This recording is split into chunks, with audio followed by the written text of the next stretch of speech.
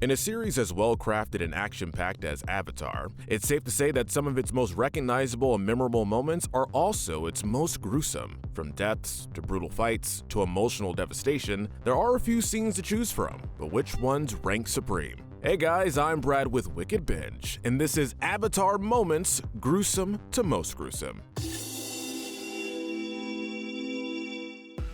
It isn't often we rank a movie or series on its gruesome moments and not just its gruesome deaths. As such, not every moment on this list will contain a death, although the ones that do will receive a higher ranking. We're also only counting moments that mostly happen on screen. So no Death of Kaya or Iroh breaking out of prison.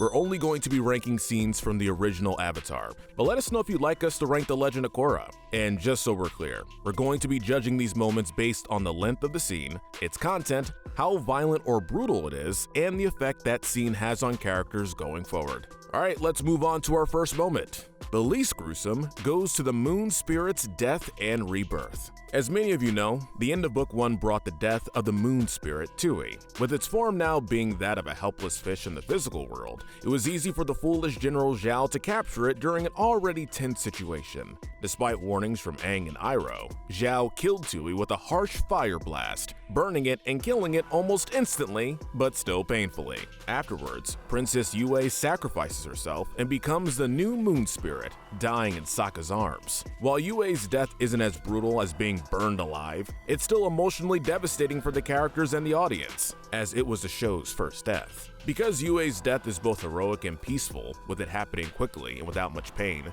we had to rank it last. We felt like this scene deserved a mention, especially after the first half. With this moment being at the tail end of Book 1, it made for a memorable finale. Moving on to the Southern Air Temple. This scene told its young audience that this show was going to go to some dark places. After spending most of the episode playing and exploring his old home, Aang finally discovers the horrible truth that not only is he the last of his people, but that his father figure, Monk Gyatso, likely died a horrible death at the hands of the Firebenders. Although it isn't an on-screen death, seeing the destruction in that section of the temple, as well as Gyatso's skeleton, is enough to paint a devastating picture. This moment also triggers Aang to go into the Avatar state, and although this isn't the first time that he's done this, it's the first time that it was triggered by anger and pain, rather than the heat of battle or the need to defend himself. Like another moment that we'll get to shortly, it frightens Katara and Sokka, with Sokka even saying if they can't calm him soon, they'd likely be blown off the side of the temple, due to how strong Aang is in that moment. Thankfully, things calm down quickly, but the feelings and emotions that come from this scene stick with Aang for not just the rest of the series,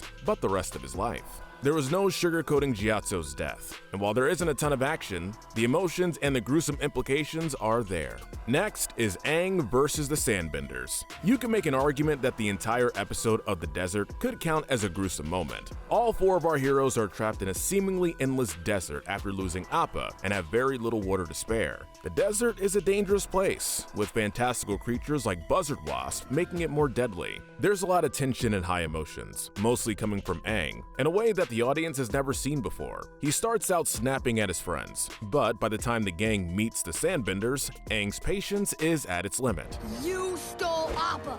Where is he? Despite his previously established pacifism, Aang doesn't hesitate to destroy sand sailors and threaten the Sandbenders once he realizes that they stole Appa. Again, Aang's avatar state is triggered by his emotions. And unlike last time where he was just using his airbending to isolate himself, here he's using it to attack and intimidate people. He's angry enough to hurt others, both as a means of getting information about his bison and as a means of revenge. There's a similar moment to this in the episode The Avatar State, but because that moment is ruined by an exposition dump and isn't as emotionally charged, we had to give the conclusion of the desert a mention instead. Because there aren't any major injuries or deaths, we had to rank it low, while still acknowledging that it's gruesome when it comes to the emotions running high and Aang's brief show of power. Next is Katara facing Yanra. Speaking of people showing off their power, we have Katara in what is easily her scariest moment. While our rules prevent us from ranking Kai's death as one of our most gruesome moments as it happened off screen, we have to acknowledge that her murder had a huge effect on both her son and especially her daughter. After Zuko gives her a chance to get revenge, Katara goes on a mission to face Yanra,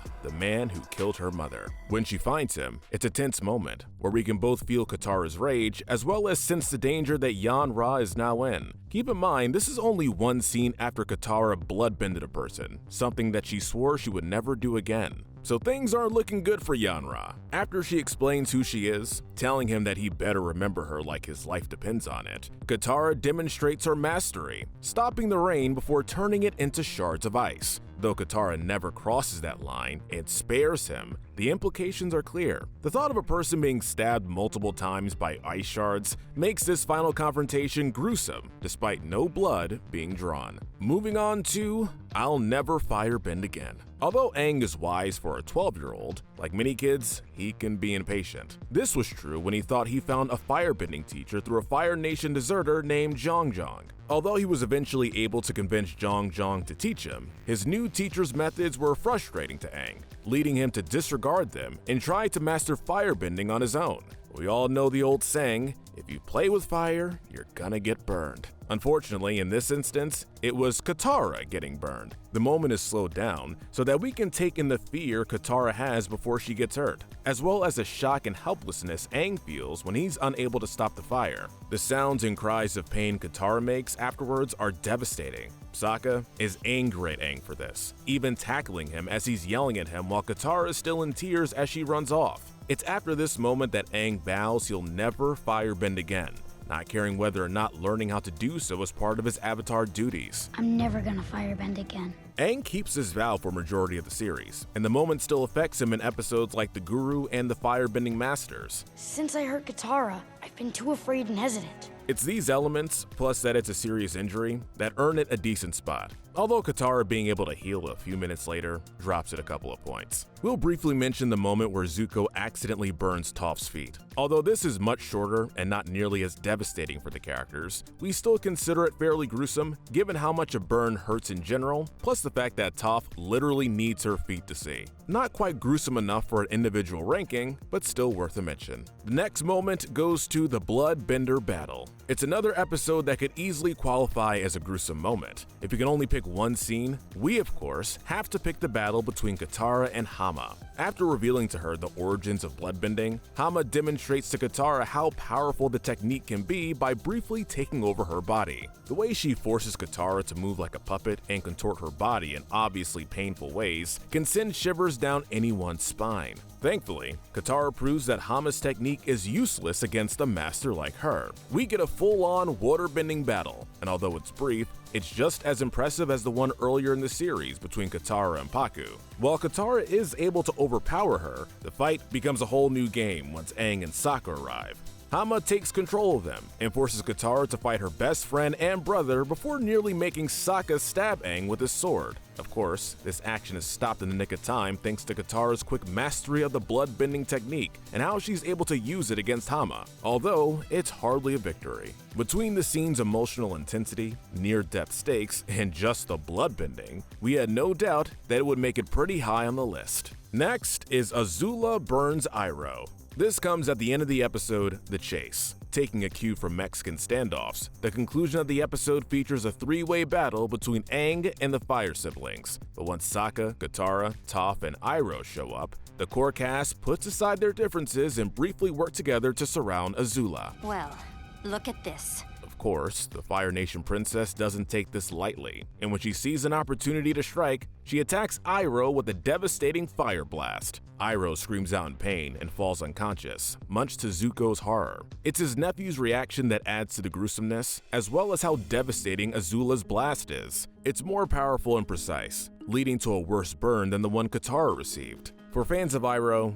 this is a hard moment to watch, and although he recovers in the next episode, it doesn't undercut how serious his injuries from this moment were. Next is the death of Jet. Yes, Zuko, Jet died in the scene, although we will acknowledge that it was unclear. Jet is forced to fight Aang due to the influence of Long Feng and his brainwashing. While intense, it doesn't take long for Jet to snap out of this. Unfortunately, he still wasn't a match for Long Feng, and after dodging one of Jet's attacks, Feng retaliated with a devastating final blow. Katara tried to heal him, but determined that his injuries were too much for her to heal. As such, Jet died in the catacombs of Lake Laogai. This isn't good. Why are we ranking a tragic character death outside of her top 5 and not number 1? We have to look at the type of blow Jet received. Although getting your bones cracked and dealing with internal bleeding is gruesome, it's not nearly as bloody or violent as, say, getting stabbed with ice or burned. We also feel that this moment is more bittersweet. Although Jet dies a slow, painful, and tragic death, he's able to say his goodbyes while his friends stay by his side. I'll be fine. It was his help that led to the gang reuniting with Appa, making him a redeemed hero in the eyes of people who thought they couldn't trust him. While we can acknowledge that this scene has a gruesome element to it, and that a 16-year-old boy dies, we unfortunately can't call it the most gruesome. Sorry, Jet. Next is Avatar Aang Rises. Alright, we know this fight is incredible, and if this were a list of awesome fight scenes, it would no doubt be at number 1. But because we're ranking these moments on their gruesomeness, we had to drop it a few spots. Let us explain. Being the longest moment in this list, there are plenty of gruesome bits throughout.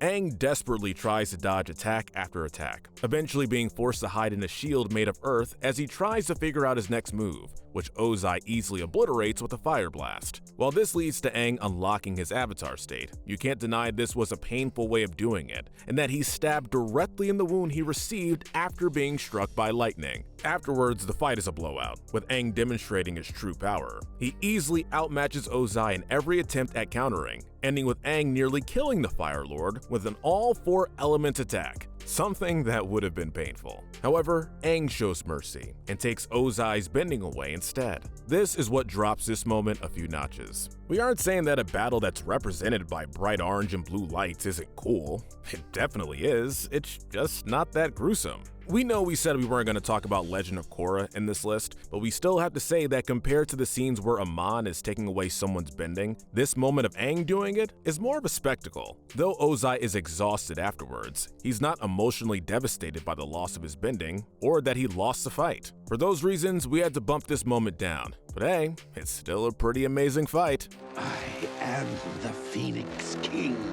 Next is the death of Avatar Roku. Another character death, but this time through flashback. It's longer and more gruesome than Jet or Yue's death, so we felt it'd be a disservice not to mention it. Both Aang and Zuko are told the story of Fire Lord Sozin and Avatar Roku. Towards the end of the story, we learn Roku's ultimate fate. When the volcano he and his family are living on begins to erupt, Roku tries to save his home. For a time, it nearly looks like he can actually beat back nature, and even when he starts to fail, the return of his former friend makes it seem like this story might just have a happy ending. Unfortunately, when Roku gets caught up in a blast of poisonous volcanic ash, instead of trying to save him, Sozin figures, hey, he's already half dead, might as well help him along so that I can finally enact my plans. Sozin abandons Roku, leaving him to suffocate and perish on the side of the volcano. The gruesomeness of this moment is twofold. Death by poisonous ash and suffocation is awful. While Roku likely died instantly once he and his dragon Fang were covered by the ash, there was a lot of pain he had to go through before that point. Adding in the element of betrayal from someone Roku thought was his best friend finally seeing the light, and it makes the moment more devastating. There's still one more death scene that tops it. Next, we had the death of Combustion Man. Now this is a memorable character death. Of the small handful of characters who have died on screen in the original Avatar,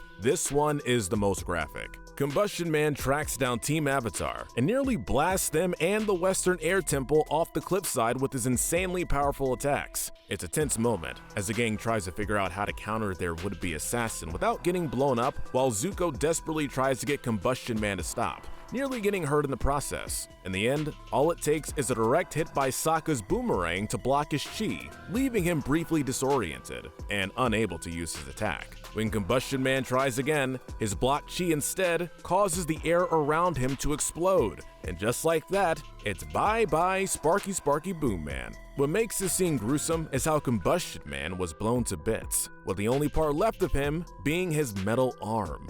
This real-world death by explosion was devastating, as well as darn memorable. It's the length of the scene and the lack of impact with the rest of the characters that holds it back from being the most gruesome. The bronze medal of gruesome goes to Azula versus Zuko and Katara. While the main event was always going to be Aang versus Ozai, there were just as many people interested in the final showdown between Zuko and Azula. The showdown that was always meant to be. Agni Kai. In the ultimate Agni Kai, these two clash against each other using the full power granted to them by Sozin's Comet. While there's no burning or blood, the power in each of these fire blasts is still felt, as are the emotions of these characters. Even the surrounding area began to burn because of all the fire being thrown. Eventually, Zuko taunts Azula into shooting lightning at him, knowing that he can now redirect it. What's the matter? Afraid I'll redirect it?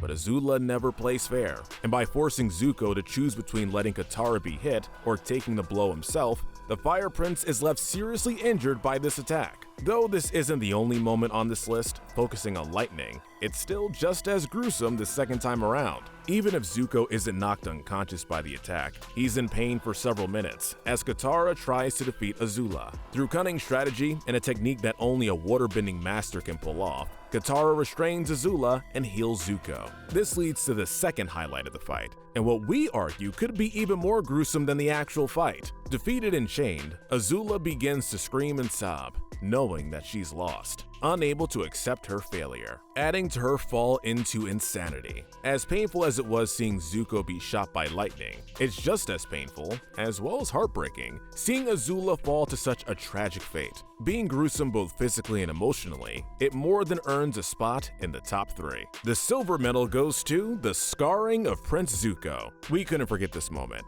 and although it is partially off-screen, it counts, and does enough to be one of the most gruesome moments in Avatar. When he was only 13, Zuko spoke out of turn at one of his father's meetings, and because this was seen as an act of disrespect, Zuko was forced into an Agni Kai with Ozai. You can't sacrifice an entire division like that. Not wanting to fight his father, Zuko surrendered, which was also a dishonor. We all know the painful story from here. While Zuko screams of pain as he receives the burn does most of the legwork for this moment, it's not the only gruesome element. Zuko's panic and fear when he realizes who he's fighting, the cruelness his father shows before delivering the burn, Zuko's age, and that he's in tears when he receives the burn. Though it's a brief scene, and not nearly as graphic as it could have been, this is still a kid show. The execution and presentation, as well as its build-up, makes it effective. This affects Zuko throughout the rest of the series. Just imagining it makes you grimace, but actually hearing Zuko's screams pushes it near the top. The most gruesome moment goes to Azula's final strike. So what can beat out a teenager getting burned? How about a preteen getting electrocuted? In the ultimate season finale cliffhanger, this moment brought shock, no pun intended, and devastation to the audience, as Aang went from a moment of triumph to being on death's door. This moment catches everyone off guard when they first watch it, as Azula's surprise attack interrupts what feels like a moment of victory. Although it's brief, Aang twitches and convulses from the attack before falling unconscious. If that's not gruesome, we don't know what is. Additionally, this attack is devastating enough that Aang nearly dies, and while there is no blood, the kids are in bad shape regardless. Although Katara saves him just in time, Aang still slips into a coma that lasts for months. This failure continues to affect him physically, in that he can no longer access the Avatar state and is weaker for a short time, as well as emotionally and mentally. With how significant this moment is, as well as the graphic nature of it being shown on screen, we felt that this moment more than deserved to be called the most gruesome moment of Avatar: The Last Airbender. Alright, that's the list. What do you think? Were there any moments that we missed? Let us know in the comments if you agree with our rankings, and tell us which series you'd like to see next. Be sure to hit that notification bell so you don't miss new episodes of Good to Evil, featuring your favorite cartoons and video games. But most importantly, stay wicked.